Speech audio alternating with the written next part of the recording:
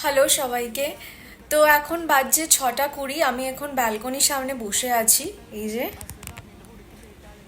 কিন্তু এক বিন্দু সাহস হচ্ছে না গিয়ে একটু ব্যালকনির সামনে গিয়ে দাঁড়াই, মানে এত প্রচণ্ড গরম এখানে। কিন্তু 1-1.5 সপ্তাহ ধরে in all source of news, bit news channel, paper, টুইটারে ওই সমস্ত নিউজ আপডেটসগুলো আসে, ওয়েদার ফোরকাস্ট, সবেতেই দেখাচ্ছে যে মুম্বাইতে, নভি মুম্বাইতে, থানে, কল্যাণে নাকি বৃষ্টি হচ্ছে। কিন্তু আমার কোনো আইডিয়া নেই আমাদের এরিয়াটা কি দোষ করেছে, মানে ওয়াই বরুণ দেবতা has kept us so deprived.